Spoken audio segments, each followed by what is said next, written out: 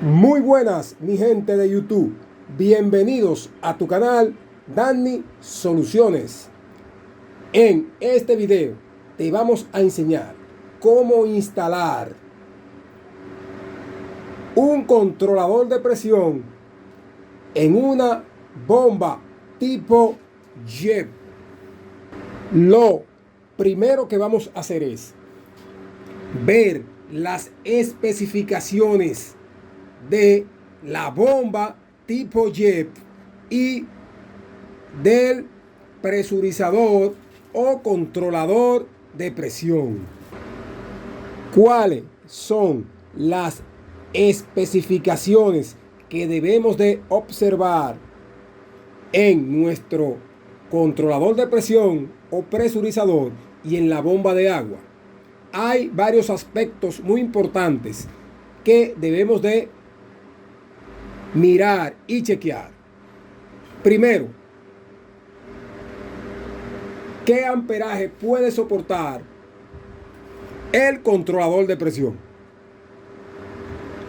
¿Y qué cantidad de PSI o bar puede soportar nuestro controlador de presión?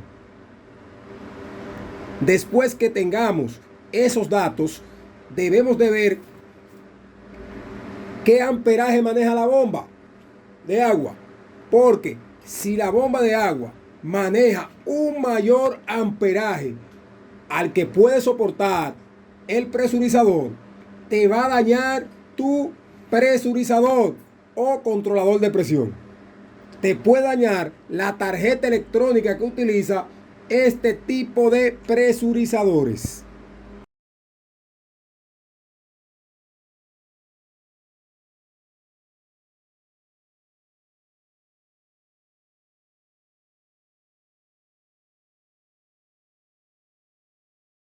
Lo primero que debemos de observar es que nuestro presurizador es a 110 voltios y que trabaja de 50 a 60 ciclos. También que maneja un amperaje máximo de 10 amperes. Estos son datos muy importantes que debemos de chequear en nuestro presurizador o controlador de presión. También que puede manejar máximo 10 bar.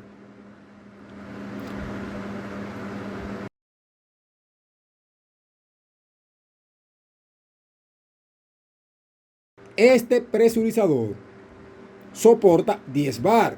Si lo convertimos a PSI, nuestro presurizador podría soportar 145.038 PSI o libras por pulgadas cuadradas. Es decir, que esto aguanta suficiente presión. Vamos a retirar nuestra bomba tipo jet de esta caja. Nuestra bomba tipo jet tiene un manual. Es importante que lo lean para que ustedes puedan comprender cómo trabaja su bomba de agua.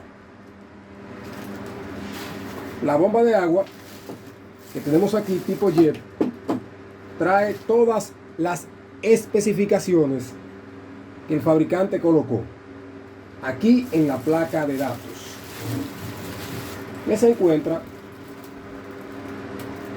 aquí delante. ¿Qué tenemos aquí en esta placa de datos?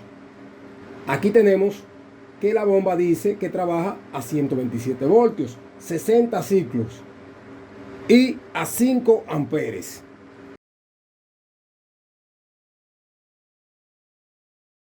Es decir, que el presurizador que tenemos aquí lo podemos colocar en esta bomba.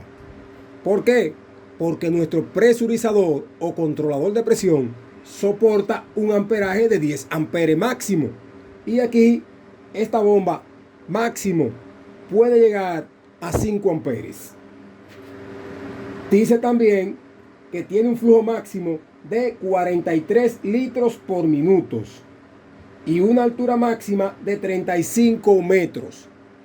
Si yo excedo esos 35 metros que puede subir la bomba de agua hacia arriba por el área de descarga, la bomba va a trabajar a una menor presión porque va a tener que hacer un mayor esfuerzo para subir después de esos 35 metros. Siempre respetar la altura que puede manejar la bomba en metros.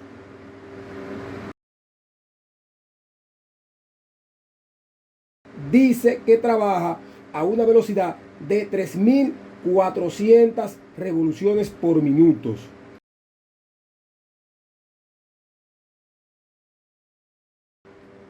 Y que el líquido o agua que puede bombear la bomba no puede exceder los 40 grados Celsius. ¿Por qué? Porque te puede dañar el sello mecánico, la turbina y deteriorarte todos los componentes internos que se encuentran dentro de el tanque frontal de tu bomba tipo Y. Esta bomba utiliza